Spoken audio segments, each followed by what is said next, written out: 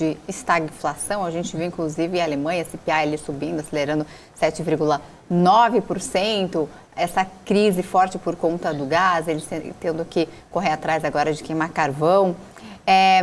O Putin está fazendo ali, né, como até uma forma de estratégia, de chantagem.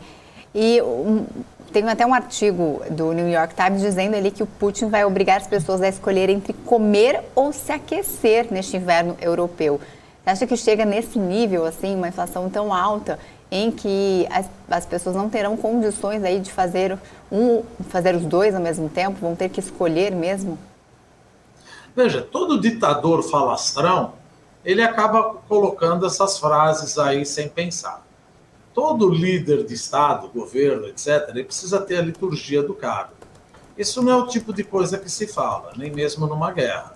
Ele poderia dizer, e se ele quiser fazer, ele simplesmente implementa. Ele fala, ou você diminui as sanções ou eu corto o gasto.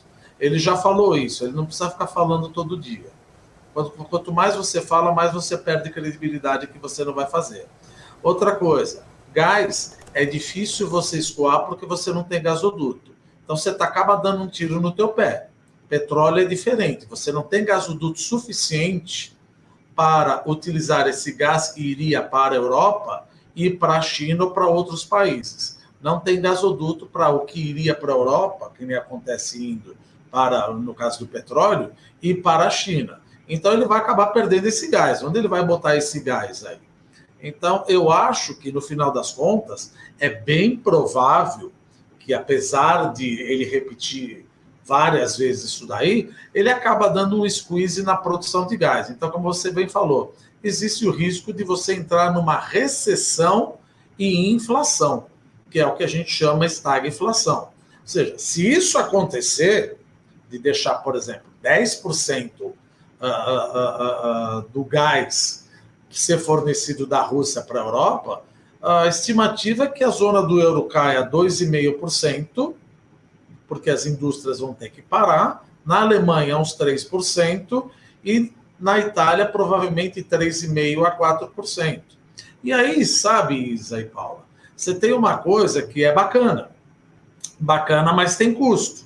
Vários países estão querendo dar subsídio, o que é normal. A primeira coisa que você pensa é vamos dar o subsídio para a energia, porque ninguém pode gastar. Eu acho um pouco temerário você dar subsídio para todo mundo. Seria melhor você dar subsídio para a classe menos favorecida. Porque já foi feito isso na Espanha, de subsídio da energia, e aí o mercado não desempenhou o seu papel. E o consumo de energia na Espanha, no meio dessa crise, em momentos que teve subsídio, subiu 40%. Então é importante que às vezes o preço do gás suba e o consumidor sinta para que ele compre menos. Se eu der subsídio como se não houvesse o aumento do gás, ninguém vai poupar gás. É assim que funciona a economia. Mas vamos supor que eu vou dar o subsídio.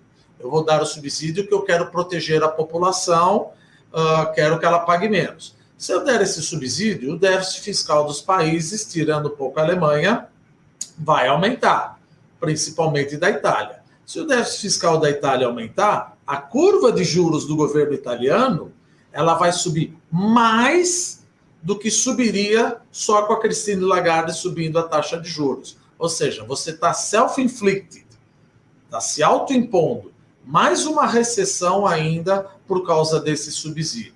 É aquela coisa, economia é a coisa mais simples do mundo, não existe almoço de graça. Você vai dar subsídio de um lado, alguém vai cobrar do outro lado. Alguém vai cobrar do outro lado, olha, eu consigo, estou tendo subsídio, não vou ter recessão. É verdade, você não vai ter recessão, mas vai ter recessão porque os juros da curva de juros vão subir muito mais do que não subiria se eu não te desse subsídio. Então vamos colocar num ponto simples aqui. É bem provável, que a gente não joga 100% de probabilidade, mas uns 80% de probabilidade que a União Europeia entre em recessão. Então por isso que a gente fala, o Brasil está bem? Não, o Brasil não é que está bem. Nós temos desafios, nós não somos Liechtenstein, Noruega. Nós temos os desafios, mas os desafios que os Estados Unidos estão tendo agora, subindo taxa de juros, Europa tendo que subir taxa de juros, no meio de uma recessão, falta de gás, e o Brasil no momento onde já subiu juros, quiçá sobe mais 25 basis points, e depois começa a cair juros. Mas, infelizmente, é como a gente sempre diz, eu não sou Cuba. Eu estou dentro dessa celeuma aí toda.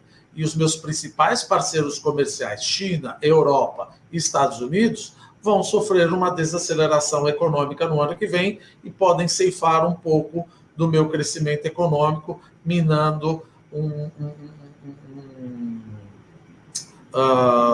o motor do meu crescimento econômico, que é justamente minha exportação líquida.